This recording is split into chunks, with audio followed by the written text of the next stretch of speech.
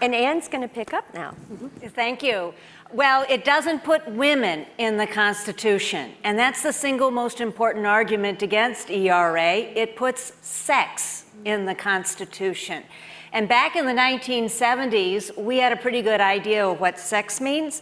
I don't think anybody in this room can tell me what sex means today because it's constantly being redefined.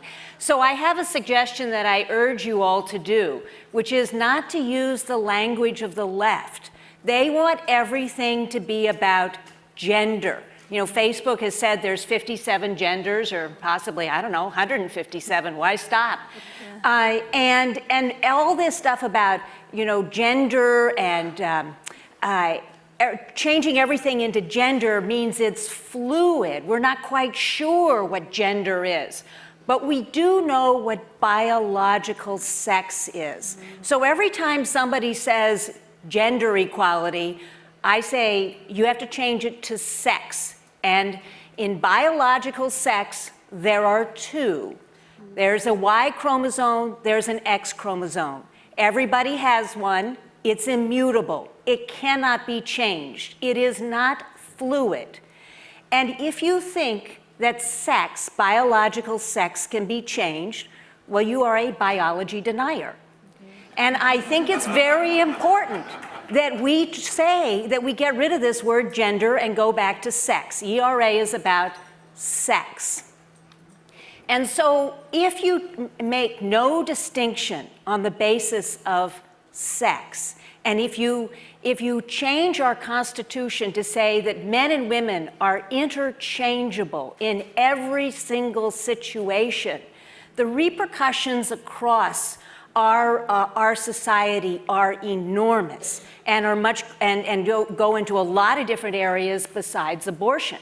And like a lot of laws, where it would really affect and harm people are the ones that are the most vulnerable.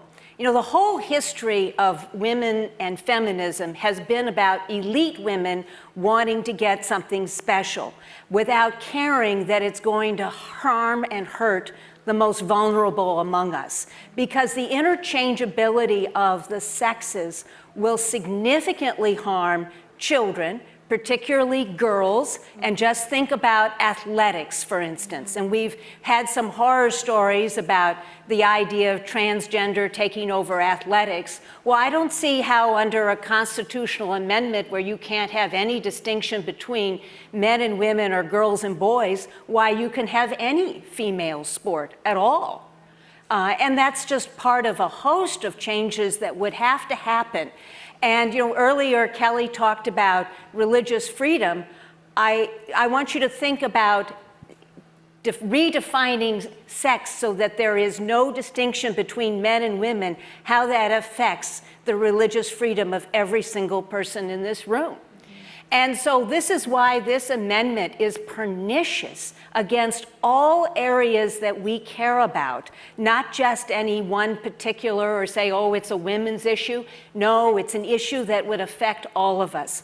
Another area where vulnerable women would be most highly affected is in correctional institutions. Now, how does anybody gain if we have to sex integrate prisons? That is a disaster, and that is asking for sexual assault. And I think we've also heard some stories about how women's shelters have come under attacks because men in nightgowns think they ought to be spending the night in a women's shelter. Sure, you can put on clothes and dress up, but that doesn't make you a biological female. And so for all of us, we must protect and defend the rights of women not to be forced and to lose our rights in this idea of a sex-neutral society which will destroy us.